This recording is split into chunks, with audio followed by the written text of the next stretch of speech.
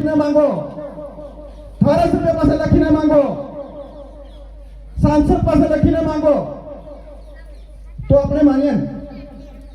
એ લોકો લખી કેમ નથી આપતા? આપણને લખી આપવું જોઈએ ને. અરે મોઢે મોઢે તો બધા બોલી દે કે અફવા છે, ખોટી છે, સાચું છે, શું છે. લેખિતમાં રજૂ કરવાનું થાય ને ત્યારે કોઈ લેખિત આપવા માટે આપણને તૈયાર નથી. તો આપણે શું સમજવાનું? હવે તો જાગવું પડશે કે નહીં?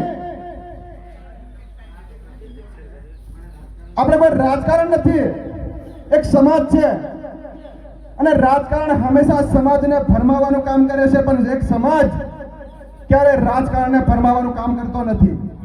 એટલે હંમેશા યાદ રાખવાનું, કોઈ પણ નેતા હોય કે કોઈ પણ રાજકીય વ્યક્તિ હોય, એ કહે કે આ અફવા છે, આ ખોટી છે, જે ફરમાવવાનું કામ કરી રહ્યા છે સમાજને એમ કહેતા હોય, આ લોકો ફરમાવે છે એમ કહેતા હોય, તો એટલું જ કહેવાનું એમને કે સમાજ કોઈ દિવસ રાજકારણને ફરમાવતો નથી, પણ એક રાજકારણી સમાજને હંમેશા ફરમાવે છે.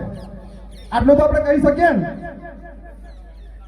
એટલે જે યુવાનો જાગૃત છે, જાણે છે, સમજે છે, મારે બંધારણની વાત એટલા માટે નથી કરવી કે અમારા સાથી મિત્ર કરણભાઈએ પણ કરી જ હશે અને બીજા મિત્રોએ પણ કરી.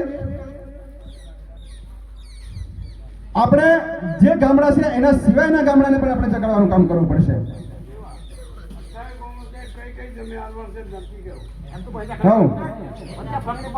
અને બાબા